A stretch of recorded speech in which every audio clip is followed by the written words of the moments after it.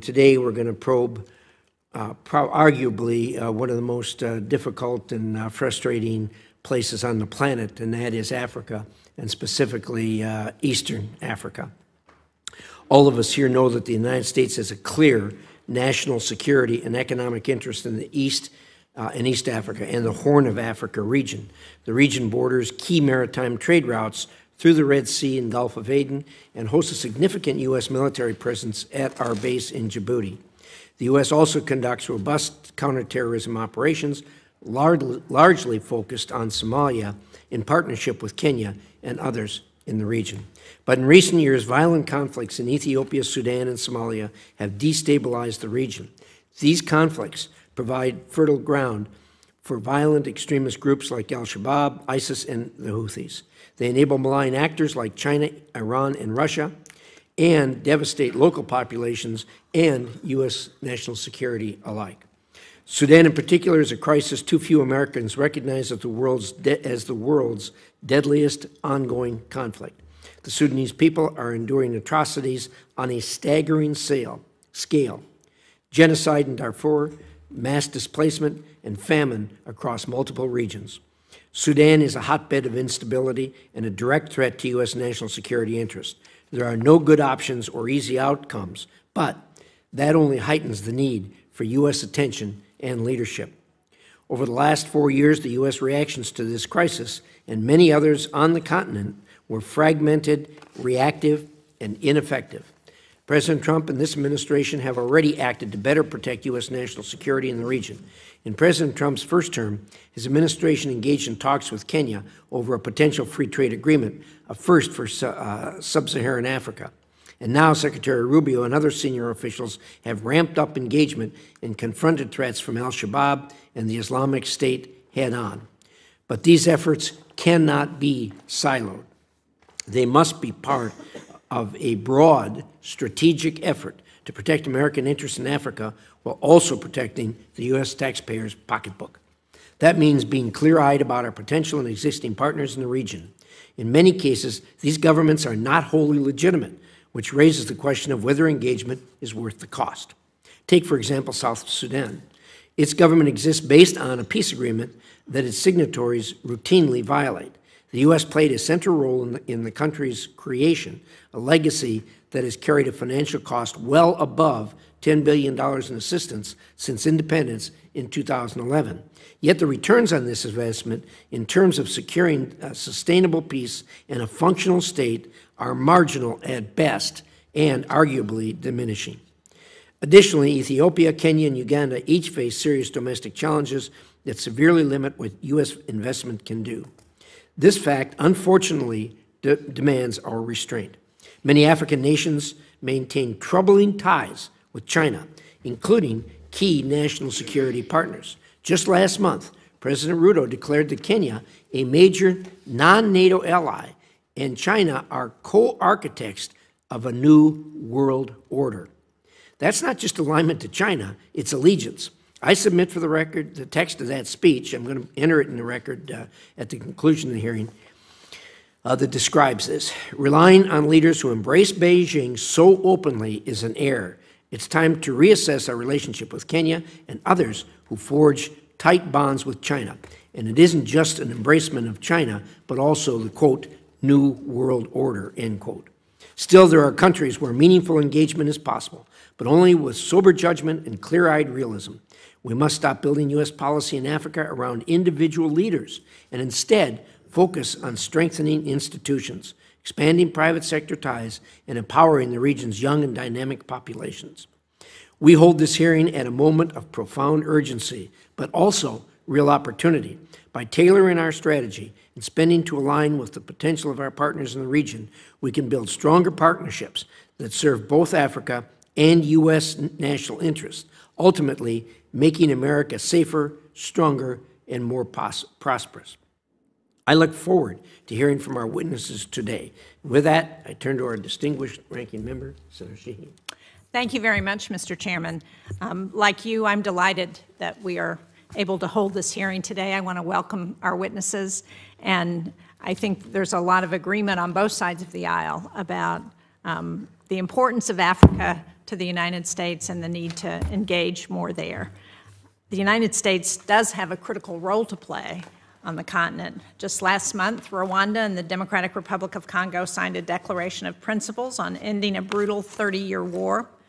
It's not quite ended yet. However, it's a positive step, and it's the result of deliberate diplomatic work that's been carried out over many years on a bipartisan basis.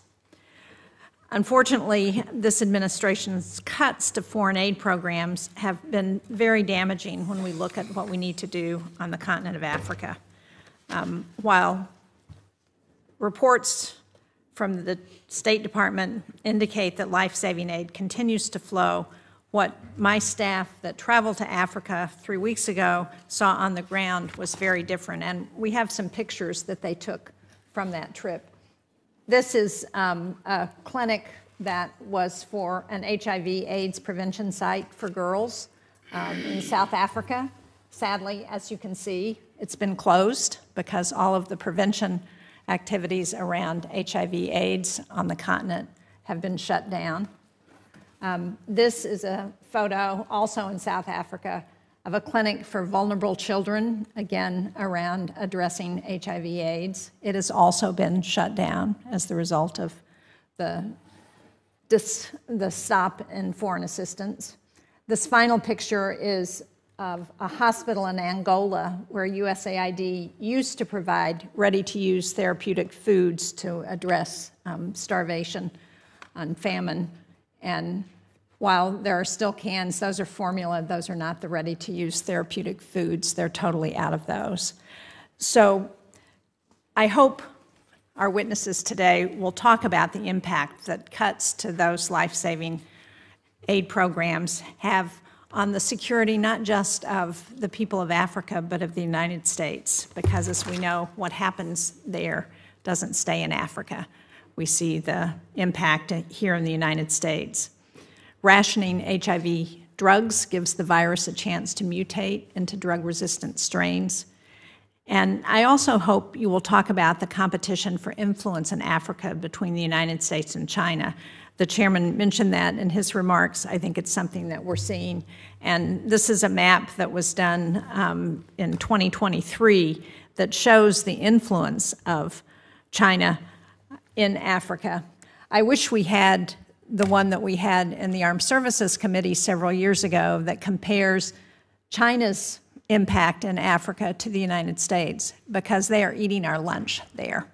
And you can see the red is where the PRC has really put a focus on the countries in Africa. You can see the Chinese base in Djibouti. It shows the 2,000 military troops that are deployed in Africa by the Chinese, and 1,775 peacekeepers that support 4 UN peacekeeping operations, again, Chinese. So it is significant that we are not competing either militarily or diplomatically in Africa, and now on the foreign assistance front. One stark example of this is the Libido Corridor Project. It's a US-backed initiative that we've spent years developing and investing in. It would create a route for Central Africa's natural resources to flow east out to the Atlantic. Meanwhile, China has a competing railway project in Tanzania that would send these natural resources east out to the Indian Ocean. I think I said that wrong. It would send the resources west out to the Atlantic. It's in our interest and those of the people in the region for the United States to come out on top in these situations.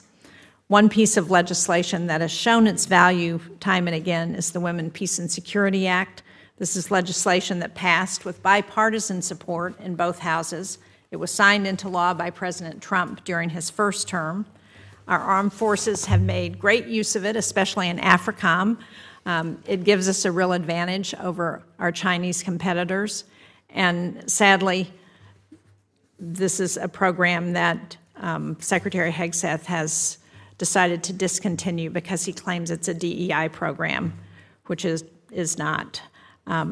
But where WPS authorities allow us to gather intelligence from women and families, we can counter violent extremism and we can advance our interests and deepen economic investment in East Africa and the Horn. So as you talk about the opportunities in the region, I hope you will lay out some of the economic and foreign policy tools we can use to achieve success. I look forward to hearing your thoughts. Good morning, good evening, and good afternoon, Africans. I hope you're faring well where you are, and if you ain't faring well, please fare well where you are. So I'm here to remind you something, and I'm here for us to discuss a very touchy topic that I believe resonates with every black person, you know. And first of all, I want to start by saying that not all handshakes are friendly. No, not all handshakes are friendly. The reason why I'm saying this is because the USA has always deceived Africans into believing that we are having partnership with them. Actually, it's never a partnership. It's always a parasitic relationship, you know. The USA is always hiding behind partnership, but they always try and find occupation through various loopholes that they may find, particularly loopholes that may exist within a country's constitution. You understand? For instance, in Kenya, the constitution does not allow, or rather does not permit, or rather it's loose on military affairs, you know. Any military dealings are not processed in the parliament. And that is a constitution that was passed. It has always been there, you know. And for this reason, you find that we have so many military bases, foreign military bases. In Africa, we have so many foreign military bases. In Kenya, my own country, and this happens without the knowledge of the average citizens, without the knowledge even of some parliamentarians, you know, because the constitution itself does not favor the black person in his own country. It favors the foreigner, and I mean the Americans and the West, the French, the British. Think of them all, you know.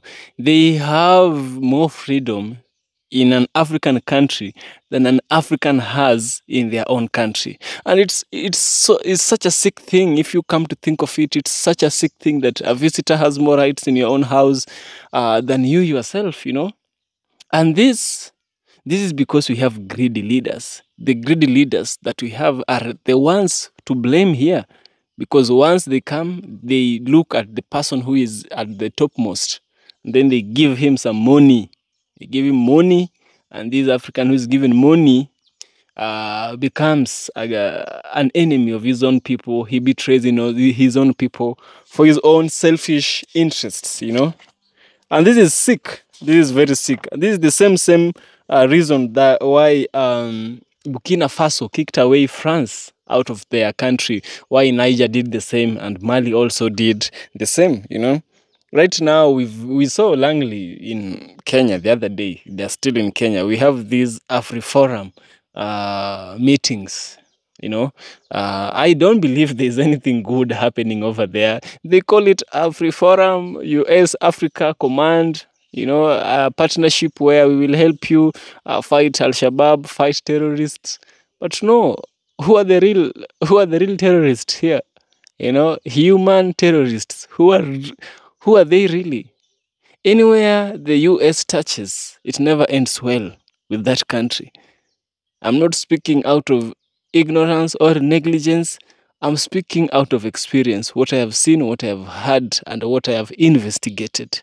And now, there's a particular woman who is also a woman of power in the West, and she's giving an analysis, she's giving a description of how the USA and other Western powers are exploiting Africa. She uses East Africa as a primary object in this context, you know. I want us to listen to her, get a description, get an understanding of how her people, by people I mean his government or her government, operates. I shall get back by the end of the video and we shall have a deep critical analysis. Let's dive in.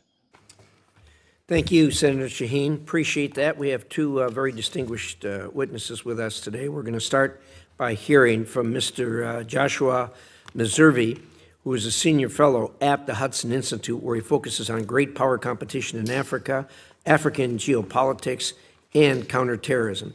He was previously a research fellow for Africa at the Heritage Foundation, worked at the Atlantic Council's Africa Center for the U.S. Army Special Operations Command, and for Church World Service in Nairobi, Kenya. He is a returned Peace Corps volunteer who served in Zambia and extended his service there to work for the U.S. Centers for Disease Control and Prevention.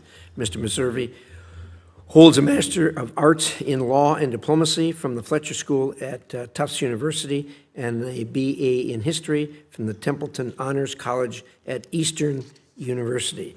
Mr. Meservey, the floor is yours. Thank you.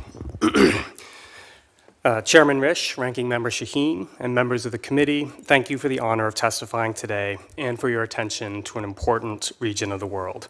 My name is Joshua Meservey. I'm a senior fellow at Hudson Institute. My views are my own and do not represent an official position of Hudson.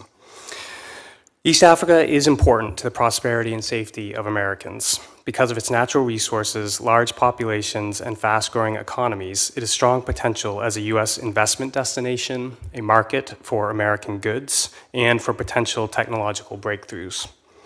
The region's strategic importance is inescapable as well. It commands an important shipping choke point and lane through the Red Sea, which also has a dense concentration of submarine cables. It abuts Saudi Arabia and Yemen, and Djibouti hosts American, Chinese, and other military bases. As difficult as it already is, the security situation could easily worsen. Including Sudan, a conflict that is sowing instability, extracting an immense human toll, and providing opportunities for American competitors, the region could soon host 3 devastating wars if Ethiopia and Eritrea start fighting, and if South Sudan's leaders continue their brinksmanship. Meanwhile, Somalia's Islamist terrorist group Al-Shabaab is retaking territory as the government in Mogadishu remains mired in corruption and dysfunction. In a bit of good news, for which the Trump administration deserves credit, the DRC-Rwanda détente is proceeding, though the progress is incomplete and reversible. Further instability will heighten the costs to the U.S. economy and the dangers to Americans in the region, and make it very hard for Washington to seize the opportunities there. Additionally, the U.S.'s primary geopolitical competitors, as well as friendlier but at times still challenging countries, are prioritizing the region. In Djibouti, China built a military base with a pier sufficient to host a Chinese aircraft carrier or nuclear submarine. By participating in anti-piracy patrols in the Gulf of Aden, its vessels have gained experience that could be used against Taiwan or in the South China Sea. Its companies are involved in ports and have built important government buildings throughout the region, and senior Chinese officials have visited over 100 times since 1963. Russia recently reached an agreement to put a logistics center in Port Sudan. This follows naval visits to Eritrea, a naval agreement with Ethiopia, and a flurry of high-level diplomatic visits between Moscow and East African countries. In 2023, Ibrahim Raisi became the first Iranian president to visit Africa in over a decade. He visited Uganda and Kenya. Tehran normalized relations with Sudan the same year and started the process with Somalia last year. Iranian weapons are currently helping the SAF and previously helped the Ethiopian government prevail in the Tigray War. Other outside powers are important as well. Qatar, Saudi Arabia, Turkey, and the UAE have invested heavily in East Africa, made large loans to various countries, and involved themselves in different ways in the various conflicts. UAE has funneled so much materiel to the rapid support forces in Sudan that it is likely the only reason the RSF has been able to sustain the operational tempo it has.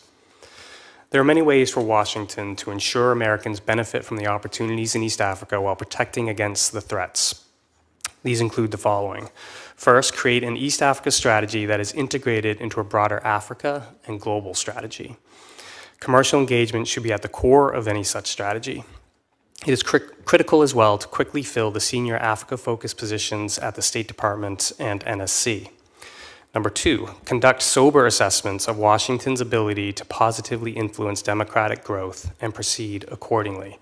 For instance, state building in Somalia is a failed experiment, yet Washington hasn't pivoted from over a decade of trying the same thing over and over. 3, upgrade Washington's abilities to support African government and civic institutions and avoid over-reliance on personalities. And 4th and finally, develop a country-focused framework. Washington should concentrate its finite resources in countries that have a baseline level of competence, strategic importance, and willingness to work with the US. The situation in East Africa is difficult, yet vigorous and sustained US diplomacy could avert the worst consequences for the US and reap demonstrable benefits for Americans.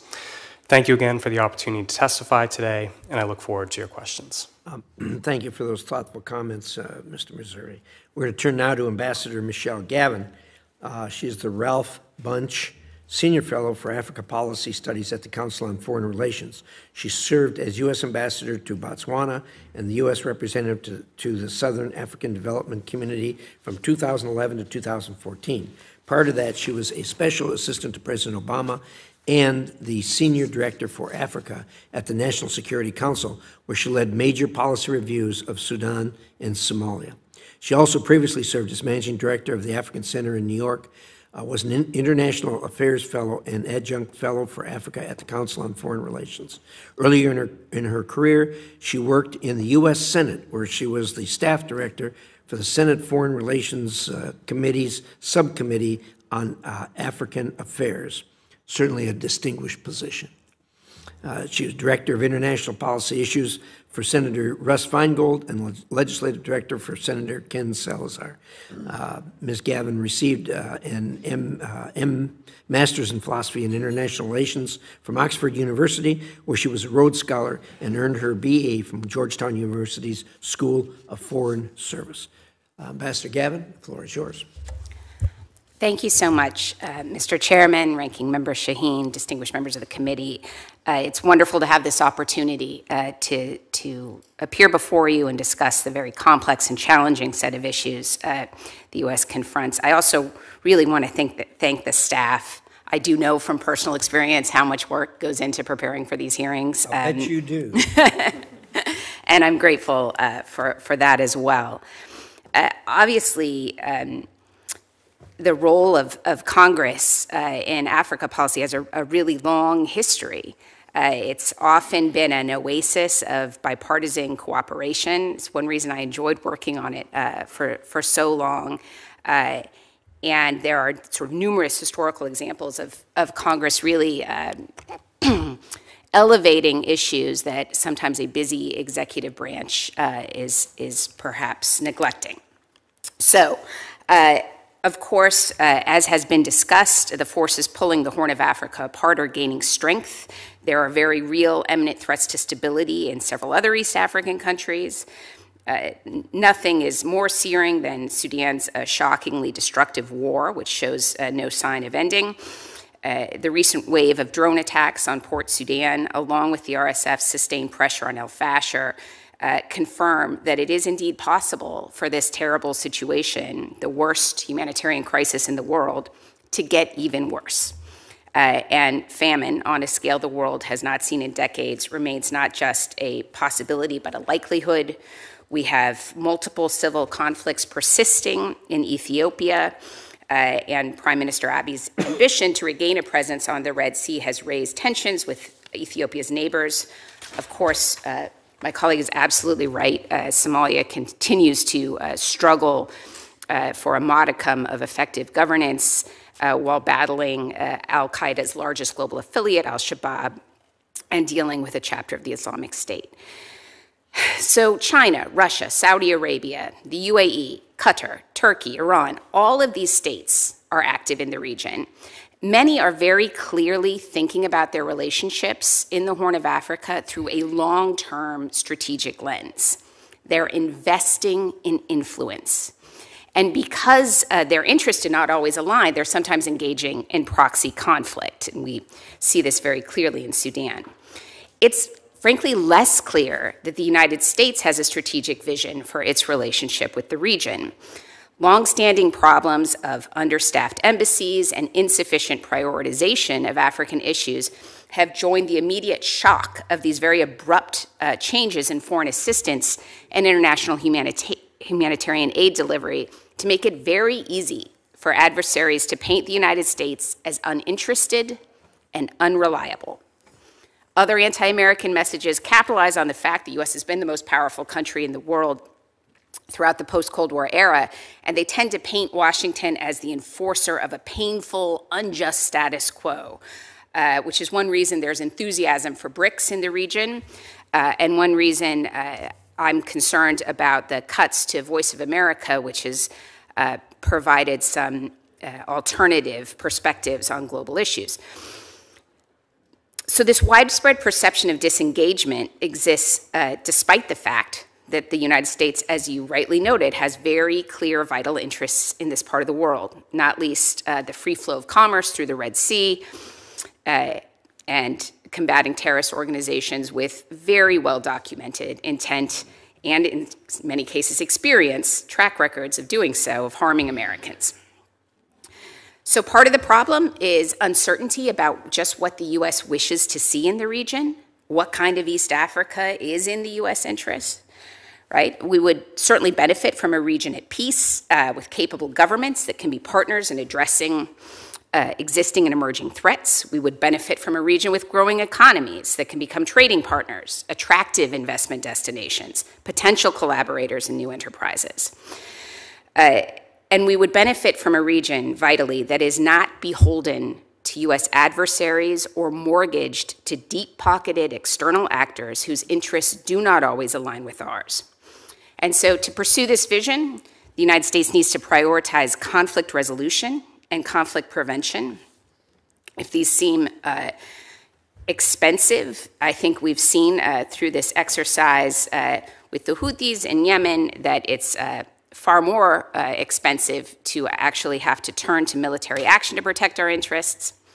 The United States should avoid, I agree, an over-reliance on personal relationships with any specific regional leaders. Of course, the United States cannot simply impose its will on other states, but there can be no delegating responsibility for pursuing U.S. interests to any partner, not in East Africa and not in the Gulf. And finally, the United States needs to develop and pursue a Red Sea regional strategy, not a set of a la carte deals that transcends our own bureaucratic divisions that put Africa in one basket and the Middle East in another. For several years, I've served with other former U.S. officials on the U.S. Institute of Peace's Red Sea Study Group, which has advocated for this kind of more comprehensive approach to the region. A successful new security architecture would have to take all relevant equities into account. Thank you so much again for the opportunity. I look forward to the questions. Thank you, Ambassador. We're now going to go through a 5-minute question round, 5 minutes each, to each of the senators who wish to participate. And I'm going to start. And I have to tell you that the watching President Ruhudo with the Chinese holding hands and talking about a new world order is just stunning. After all the work and effort we've put in there, and to see him talking about a new world order, you know, the new world order was constructed by the United States and democracies, capitalist countries that are human rights loving countries, and the new world order that these countries are talking about is being constructed by the autocracies, the outright communists, socialists, people who have no respect for human rights. It's stunning to hear countries talk about wanting to join or promote that world order when the world order that was constructed after World War II has served us so really well. Certainly not perfectly, but then again, the world isn't a perfect place, but so much better than what you'd see if the autocrats took over. It's discouraging to hear that, and part of it, I think, is tied to the fact that when we do things in Africa, they seem to be individual-centric instead of a country-centric. We don't focus on institution, we focus on individuals. And I don't know why it seems to be more prevalent in this part of the world than others. So if each you could take a quick run at a very complex question. So why don't you start? Thank you, Chairman. I agree. President Ruto's comments were discouraging. They're not also out of the ordinary for the types of comments that Afghan leaders make, especially when they travel to Beijing, unfortunately. This is a challenge for the United States. I would suggest that Afghan leaders haven't always thoroughly thought through the consequences of this different type of world order, especially smaller countries that are smaller military or economic powers. The type of world order that China, Russia, Iran are advocating for would mean that they would be victimized probably in many ways. The grievances that Afghan leaders often express are focused on a few key issues, and then I think these larger powers like China, like Russia, like Iran, have co-opted those issues into their broader agenda to confront the United States. I think the U.S. Should make it clear to Afghan leaders that while, of course, they're welcome to have normal relations with these countries, especially if you're a major non-NATO ally, there are certain responsibilities associated with that. And I think the U.S. needs to be much more aggressive in its messaging, frankly, to Afghan publics and to Afghan leadership about the benefits that you laid out of the world order that the United States has underpinned for decades now. Well, I appreciate that. And I think you hit on something that probably deserves more thought and more attention, and that is the fact that this is the kind of thing that they're used to. And the reason they're used to it is they see it all over the continent, and they don't have the cadre of people that study in the United States like most other continents do, really. I mean, China, for example, has got hundreds of thousands of students studying here, and Europeans are notorious for having lots of people here. So they're exposed to a different type of government, I think. Ambassador, your thoughts? Thank you. That's such an interesting last point. I couldn't agree more that bringing more African students to the U.S. Would absolutely be in U.S. interest. We've seen time and again how it can pay dividends down the line, although it's very difficult, actually, for a lot of Africans to come do university and graduate studies here right now. And the thing that strikes me, too, is when we deal with leaders, as all of us do, from all over the planet, it always amazes me how how good their English is, most of them. And you ask them why, and they studied here in the United States. People who are coming up through those other countries are sent by their parents or their government or something to study here. And the result is they take home the view of how important human rights are and how important democracy is. I'm sorry, I interrupted. Go ahead. No, I agree with you completely. I do think there's kind of an inflection point in many parts of the continent right now because you have these very young populations that are now urbanizing, digitally connected. There's a lot more political volatility. And so part of what I think is happening is a demand-driven desire for an international order that takes African equities into account, this sort of awareness that the Bretton Woods institutions were created right before most African countries were independent. And then that is capitalized on by U.S. adversaries, right, to distort the message to the U.S. wishes to keep African populations in poverty, or that's more or less the thrust of it. There's also the fact that money talks, and for a lot of these African leaders, they're dealing with tremendously constrained fiscal space. They have big debt burdens, and the way the U.S. Provides assistance in ways that we can be accountable to the American taxpayers, it's a little bit different dealing with the Chinese or with some of these Gulf actors who've been gaining influence. And so the last thing I would say is that I couldn't agree more that it's really important to keep an eye on the internal dynamics in these countries for the U.S. to understand and have strong contacts and relationships with actors outside of government. because leadership changes are going to happen, and these investments in these one-to-one personal elite relationships will not serve our interests. They'll have a sell-by date, and we'll be left in the cold. Well, appreciate that, and appreciate the remark you made about the fact that money talks, and we wind up with that all over. You know, it's hard to explain to people that there's a real difference between capitalism and socialism. You know, where the government owns the capital and owns all the money, it's easy for them to spread it out in other countries as they deem appropriate, whereas in capitalism, you need the profit motive and the free market system to back you up. With that, Senator Shaheen. Thank you. You both mentioned messaging, and Gavin, you mentioned concerns that we are shutting down Voice of America and other information ways that we can message into places like the Horn of Africa.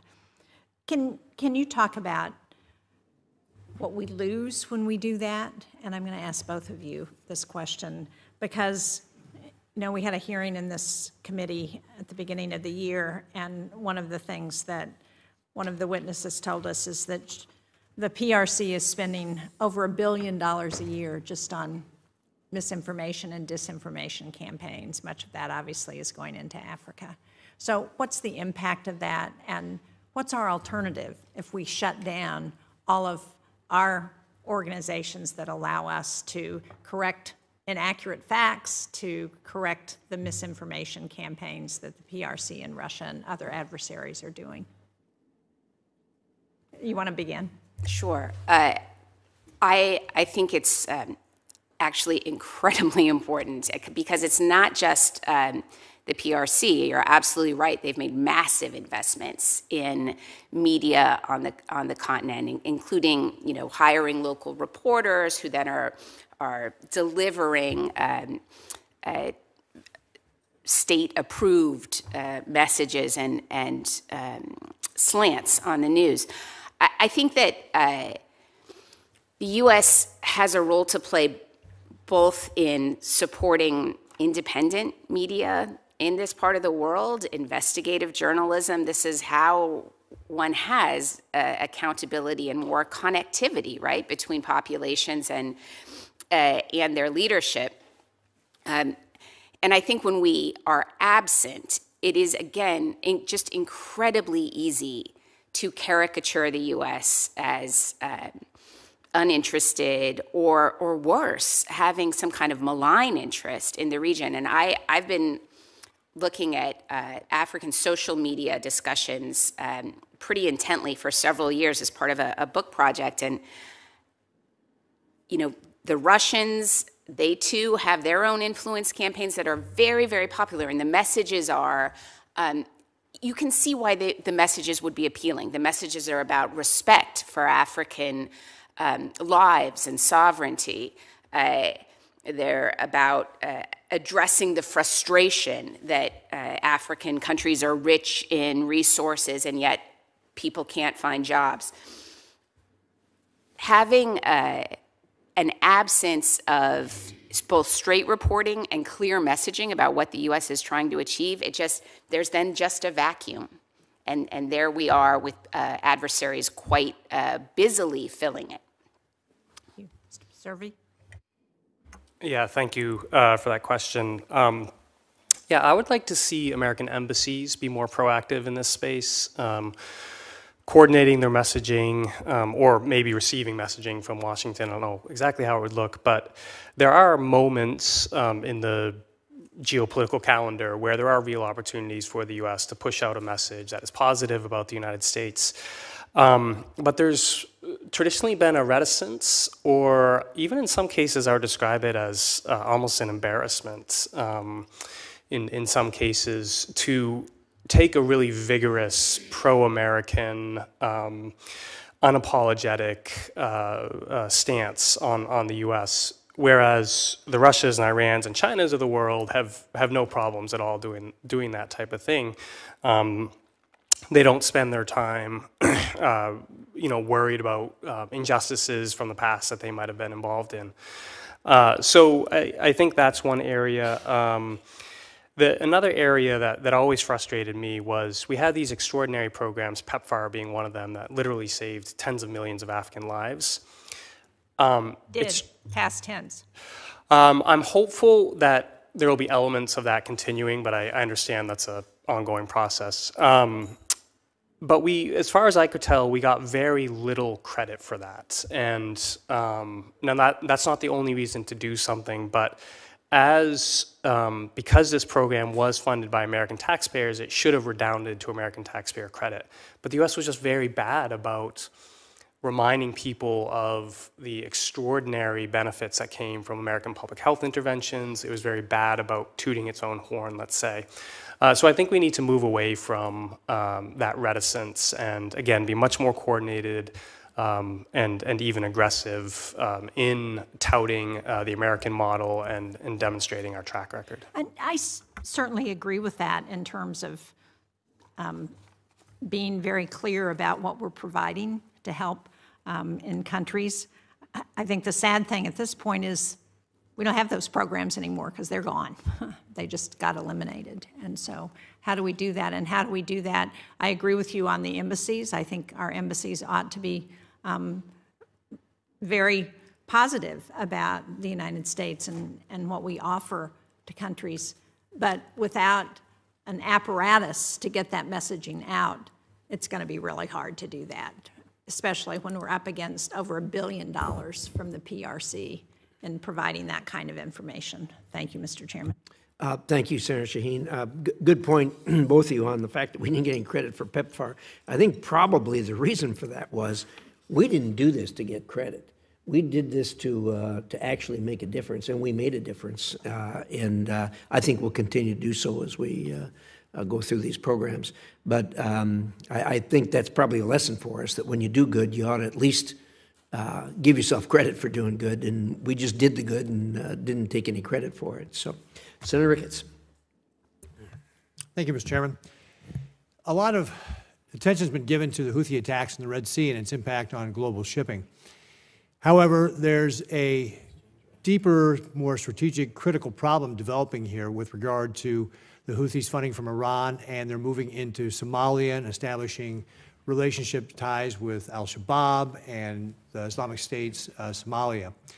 And this is something that I think is very challenging for the United States.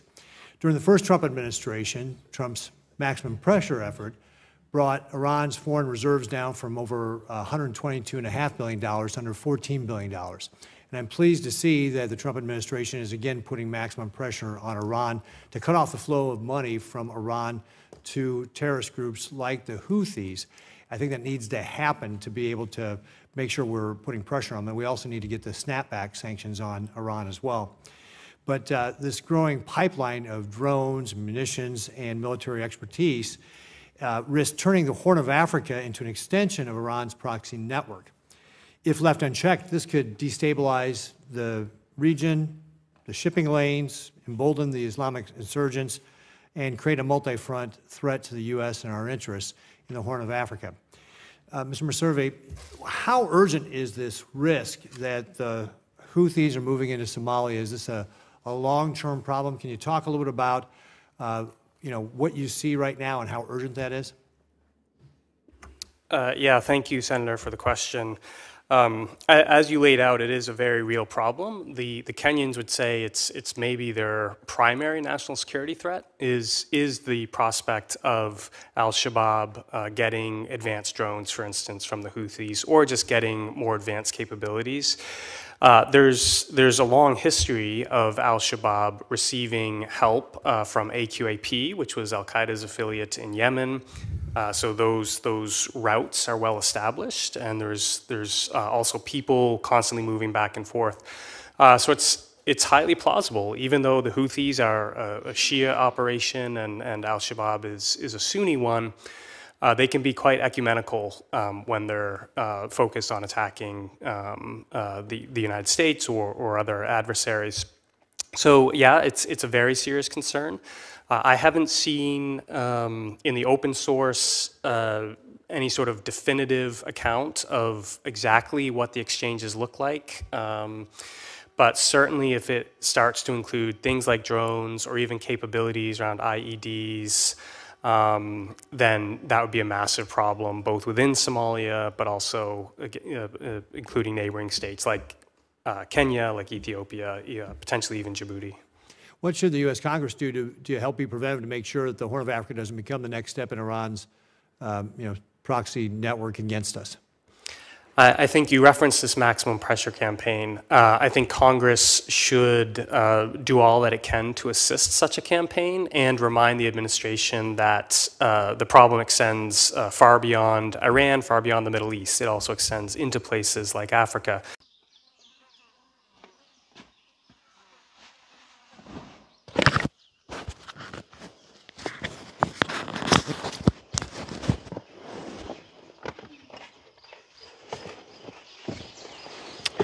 Now, after carefully listening to the woman speak and the gentleman also give their thoughts on this issue affecting black people, remember, we also have Langley in Africa. I did a video about Mr. Langley in Africa. In Kenya, he came to Kenya, Kenya is that girl who never misses at every party, Even if the party is outside the galaxy, they'll go. That is my country, Kenya. We never miss any Western party. We are always there. The Pope, the Illuminati Grandmaster, the WHO. Think of everyone must visit Kenya. Kenya is a must visit for them. So let's discuss this. Let us discuss this discussion with respect to U.S. AFRICOM.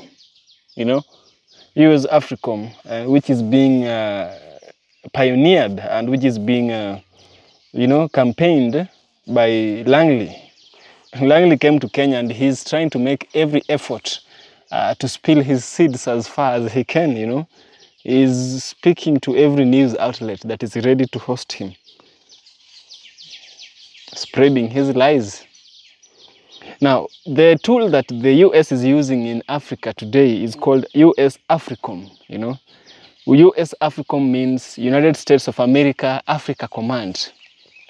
U.S. AFRICOM, United States of America Africa Command. USA commanding Africa. In short, that is what it means. Now, remember, this same guy is the same guy who went to Burkina Faso. This same Langley, he didn't go to Burkina Faso, but he was talking about the president of Burkina Faso, Ibrahim Traore, saying that Ibrahim Traore is misusing his country's gold, and he's using that gold to, to put himself into power. Ask the average Burkinabe if that's true. Even a child, ask them. They'll say it's a very huge lie. And besides, what business does USA have with Burkina Faso? You see, it's their gold, it's not the US gold. Why are they so much, into another country's affairs? Deal with their own affairs. I believe every man has their own problems.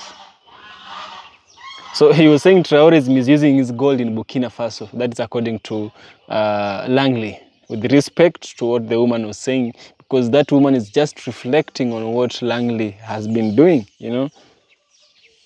These Western military bases, these Western military commands were kicked out of West Africa, and they were kicked out in such a shameful way, the same way you would, they say in Africa we say reject her or reject him or reject it like a deadly plague. So the West was rejected by the West Africans like a deadly plague, Now, there is also a defense conference that is happening in Kenya right now, a defense conference that is calling up to all African leaders or African military leaders to meet in Nairobi, Kenya. I don't know what they are coming to discuss. I can guess they are coming to discuss how they'll oppress more Africans in a more cunning way, whichever way they choose to. So we have this conference, and this conference is just a PR thing, a public relation thing, something to just smear the white paint, but the real object that is being painted is as darkness itself. So this conference is called the AFRIFORUM, or the AFRICOM conference. And AFRICOM is dangerous.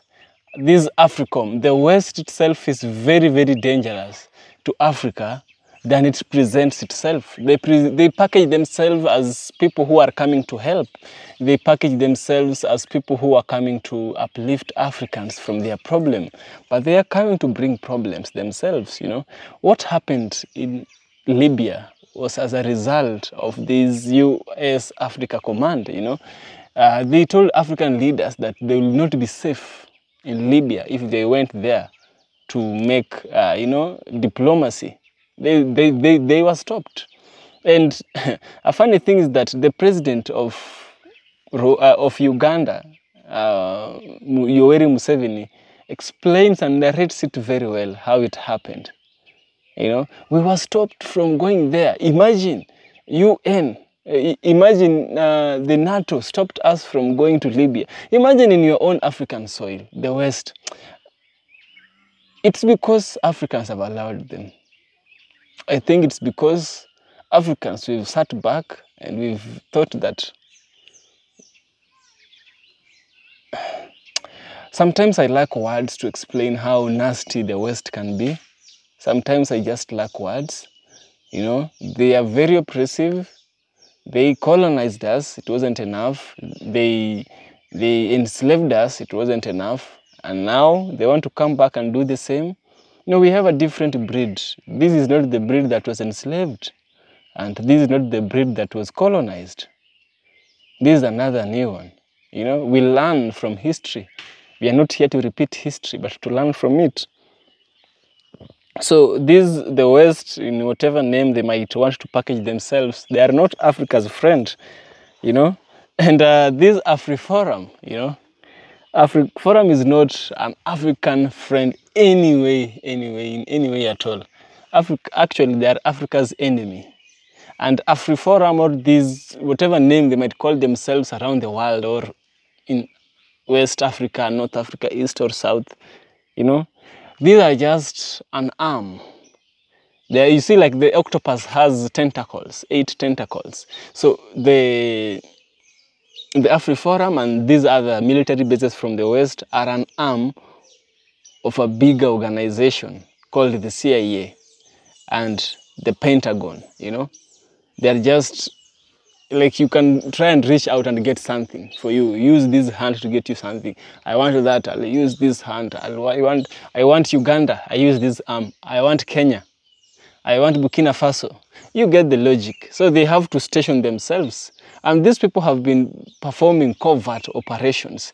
They've been doing things illegal in an African soil, things they wouldn't do in an African soil because of some of the mandates and some of the rules as set by the ICC and the ICJ, International Court of Justice, and in the International Criminal Court. These people want to do these things in their soil, so they need somewhere else to do them covertly, which means hidden. You know, we have drone strikes. We have those attacks at night, you know. So these people, the Western powers and their military bases and the AFRICOM were kicked out of West Africa since they brought more problems than solutions, which were never there. We never had any solution that they brought.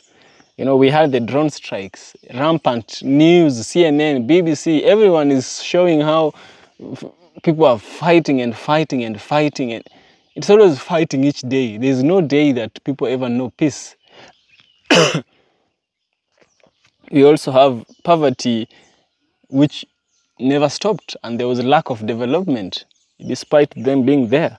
We had escalated terrorism. Look at Burkina Faso. The French went there to bring peace and to end terrorism. The terrorists never ended. Poverty escalated, and there was no development. What we had was war and drone strikes, you know. So these people are coming to Kenya. In this instance, they're coming to Kenya, and General Langley It's bringing that disease which was plaguing West Africa into Kenya, you know. He's bringing that disease into Kenya to make himself the good angel and the angel of light, which he really ain't, you know. So I'm saying that this will backfire on we Kenyans if we allow it. The president, as we know of him, may allow it, will, not even may, will, and is going to allow it. But if we allow it to continue, it's going to be a problem to us. It's going to be a very, very huge problem to us as Africans, particularly in Kenya. And I told you that in many African countries, no parliamentary oversight of military deals. And these military deals are not passed through the parliamentary. You know, a better example is this. The Kenyan constitution does not explicitly require bilateral military agreement to go through parliament. That is one huge immune that these people are having. You can do anything. You can just do anything to anyone in Africa. It means that, yes, you can do anything to an African if you're a foreigner and go free with it. In fact, you'll go and enjoy your life with your wife and kids after you've run over an African girl or an African boy or an African kid who is from school. We've seen these cases. We've seen in Zambia, they did it. In Kenya, they did it. In South Africa, they did it. They do it everywhere. Some are not even mentioned on the screen. In Ghana the other day, one was trying to escape, but he was caught, you know. A parliament and citizens only find out that the military deal is passed after it has already been passed, you know. When foreign soldiers commit a crime, they are not arrested, but given immunity and sent back home safely. And even if they are sent back home safely, they are not sentenced. They are free, you know. We have many cases all over Africa. No limit on their stay in Africa. Once they have their residence, we have one in a place called Nanyuki.